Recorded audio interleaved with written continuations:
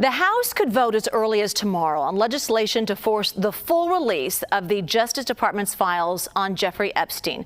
President Trump has been opposing their release, but late last night he posted support for their release. In his previous opposition to the release, Trump reached out to Congresswoman Lauren Boebert of Colorado.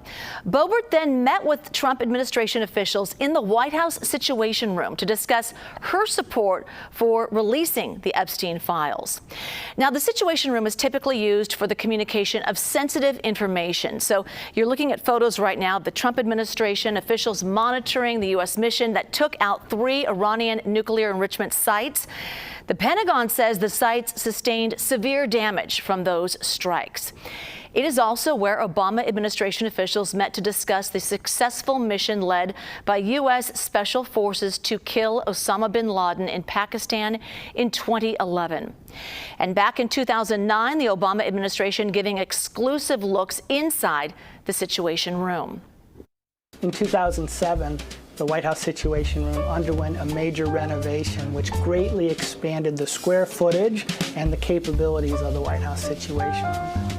We went from 1 principal conference room to 3 principal conference rooms. This is the large conference room where the President holds the National Security Council meetings. This is the President's chair. He controls the video options, including the microphones. And the traditional lineup of seats is based on the seniority of the different cabinet members attending the meeting. Tied to the executive conference room is a small breakout room designed to enable the President to take 1 or 2 people into a conference room to have a small one-on-one session with them. I want to bring in Larry Pfeiffer. He is the director of the Hayden Center for Intelligence Policy and International Security. He's also the former senior director of the White House Situation Room. So, Larry, from your experience, what types of meetings typically take place inside the White House Situation Room, and who is normally allowed in? So the conference spaces in that Situation Room are what I describe to people. Those are the rooms where the hardest decisions in the world get made. And those decisions normally center around national security policy or operations, homeland security, counterterrorism, issues of a national security, foreign security bent. They have also been used for preparations for hurricane season, natural disaster response, those crisis issues that would require the attention of the president and his most senior advisors. The people that are normally in that room are people who, they're cabinet officials, they're intelligence leaders. They're in those rooms to advise the president on his options and on the information about the environment, so the president can hopefully then have the information he or she needs to make those really hard decisions. That leads to my next question, because Congresswoman Boebert met with Trump administration officials in the White House Situation Room to discuss her support for releasing the Epstein files. Is it standard protocol for a member of Congress to be called into the Situation Room on matters like this? No, it definitely is unusual. It does happen on occasion. The Situation Room is a very cool looking place, and it offers a certain element of a kind of a wow factor that to kind of bedazzle folks that you bring in. Not a lot of people, even in government, ever make it into the Situation Room in their careers. So it can be impressive in that way. It's also a place that because of its very sensitive nature, does not allow electronic devices in. So it's a great place to meet with people that you don't want to be interrupted by a phone call, or you don't want to perhaps be surreptitiously recording a conversation. Historically, the Situation Room, as we've been talking about, has been used to coordinate national security measures. So what else warrants a situation briefing versus like a more routine meeting in other parts of the White House? Usually this space is reserved for those conversations that have to happen at a very classified level, usually secret, top secret, some code words, some compartments. The facility was designed and constructed to protect information inside that space.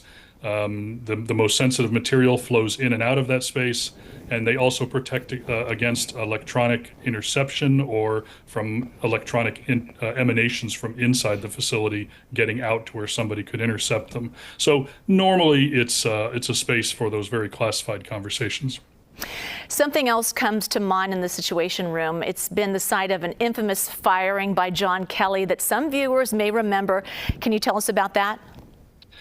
So that happened after my time there, but I've heard the stories. Yes, she was brought in there to be fired. In context, it was Omarosa, correct? Yes, it was Omarosa of the Donald Trump television show fame. She was brought in to be fired by John Kelly, the chief of staff. I think, again, they wanted to have it in a nice, quiet space where they could have this conversation without any eavesdropping. But unbeknownst to them, she surreptitiously brought a recording device, a pen that could record a conversation, and she then disclosed that conversation after the fact. It caused quite a bit of an uproar for those folks who work in the Situation Room to learn that somebody had brought something like that into the room. It's not like we frisk people or run them through magnetometers as they come into the Situation Room to prevent that kind of material. We generally trust that the people coming in and out of that space are amongst the most trusted people in our government.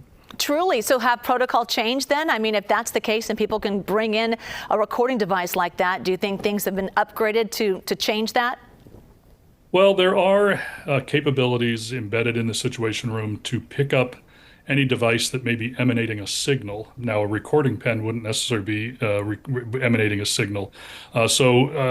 They used to have storage containers on the inside of the Situation Room as you entered in the foyer. Those storage containers are now outside the Situation Room. There are receptionists that when you come into the Situation Room who will ask you if you have a device or if you have a phone or if you have a tablet or a Fitbit or anything on you of that nature, and that you need to go back outside and store it. Again, it's still largely an honor system with a bunch of normally honorable people who, if they were to bring a device in, odds are it would be an accident. They're not running. They're not frisking people. They're not checking their bags. They're not running them through some magnetometer. But they have, since that time, they've been more vigilant, let's say. Your history and experience in the Situation Room is certainly fascinating. You must have so many stories. So I assume you must be chosen as one to consult, let's say, moving forward, if someone's going to be doing a movie. You know where I'm going on the Situation Room? Yes. In fact, I was pleasantly surprised to get a cold call from Hollywood a year or so ago when I was asked to help Catherine Bigelow make her movie as realistic as possible, her most recent movie, House of Dynamite, a portion of which takes place in the White House Situation Room. So I worked closely with Catherine before the movie was produced, and while the movie was being filmed, I worked closely with a number of the actors in those scenes to make it as real as possible. And my thing was I wanted to honor the good men and women who sacrifice and work in silence in those kinds of facilities and do it at potentially great cost, as anyone who's watched the movie will see. So it was a lot of fun, bonus life experience. Well, thanks so much for your insight, Larry Pfeiffer. Appreciate it.